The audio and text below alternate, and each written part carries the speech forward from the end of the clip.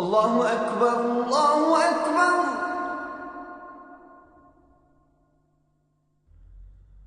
الله أكبر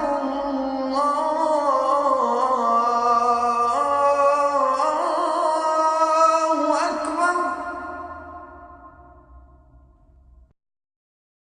Hello and welcome to another edition of Let the Quran Speak. My name is Sophia, I'm your host. Writer Jean Safer has written a book called Cain's Legacy in which she talks about sibling rivalry, and she said sibling rivalry is as old as time. In fact, it's written into the Bible. What do religions, and in particular Islam, have to say about the relationship between siblings? Are the relationships typically dysfunctional? And how can an individual who has faced hurt or wrong by another sibling overcome that hurt? We'll be looking at that a little bit later in the show. Also, judging the niqab. How do we understand the decision of individuals who have chosen to take on the niqab or the face veil? Are they oppressed? Are they liberated? And how can an individual judge, or is it appropriate for an individual to judge another individual who has taken on the niqab? We'll be looking at that also later in the show, and we'll end with a question and answer session. With me is Brother Shabir Ali from the Islamic Information Center. Brother Shabir, welcome to Let the Quran Speak. Pleasure to be on. Let's look at the book written by Jean Safer. It's called Cain's Legacy, and she says that the Bible details sibling rivalry to the fullest extent. So maybe you can talk about that a little bit. What she's referring to are some of the stories that are mentioned, especially in the book of Genesis, where we have rivalry between Cain and Abel. We have rivalry between Jacob and his brother Esau. This is a story that continues throughout the Bible. Yes, in one story after another.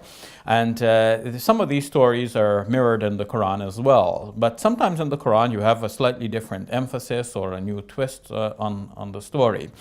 For example, in the story of Cain and Abel, we have in the Quranic version that when Cain determined to kill his brother said to him, you should offer this sacrifice again, because God accepts the sacrifice from those who are God conscious. So perhaps there was some element of God consciousness that was not present in the first offering that resulted in Cain's offering being rejected.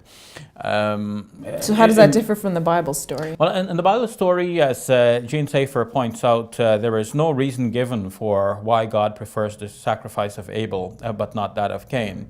And she uses this to say, well, this means that God himself, by showing favoritism, contributes to this rivalry. And many parents, of course, fall into the same mistake of favoring a child over the others, thus encouraging rivalry between children. So I guess if God did it, then what's so wrong with the parent doing it? Right? Yes. Of course, this is the point that Jean Safer seemed to be making, that it goes to a very fundamental level, and that the Bible in a way is psychoanalytical. It goes into areas which Sigmund Freud himself didn't deal with much. It is important that people go back to the scriptures and try to excavate the lessons which are there, buried in the pages of the scriptures. But Shabir, are there any more positive examples of relationships between siblings? For example, Prophet Joseph. I mean, is that a positive story? Well, that story starts out with a lot of negatives, but the conclusion to the story is quite positive, at least in the Quranic version, because it is mentioned in the Quran that when Joseph eventually rose to power in Egypt and his his brothers came seeking grain, and eventually he invited his entire family to come over. His mom and his dad came, and they prostrated as people would have prostrated to their kings in those days. Then his brothers, in fact, towards the end of the story, were apprehensive lest Joseph might take them to task for their previous enmity and the way in which they had left him at the bottom of the well. But Joseph said to them that, it is only Satan that came between brothers. And he said, may God forgive you. And so he basically let them go. He let them off the hook on this occasion.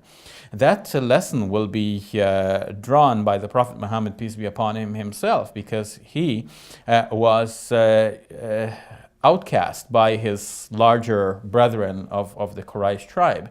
And when he eventually rose to a position of power and he went back into Mecca victorious, people were again apprehensive that he might seek revenge on them. But he said to them, I'll tell you what Joseph said to his brothers, Yaghfirullahu lakum, may God forgive you.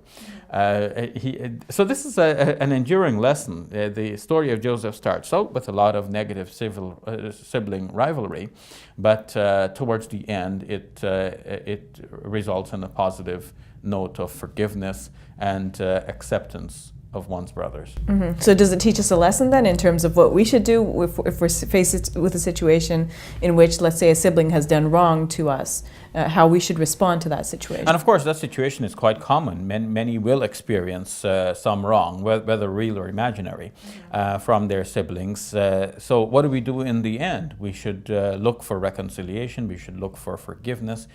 We should try to make things right, do what we can to make our relationships right, and be willing at the same time to forgive others for their wrongs. Do you think religions teach this lesson? I mean, Gene Safer seems to say the opposite. The religions teach the opposite.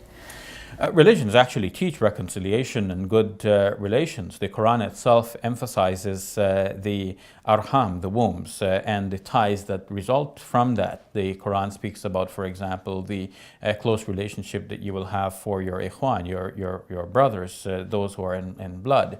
And of course, the Quran uses the male language a lot, but because it reflects the cultural situation at the time. But we should think both, brotherhood, sisterhood, siblings on the whole, that these relationships should be strong, and that's a part of our religious heritage.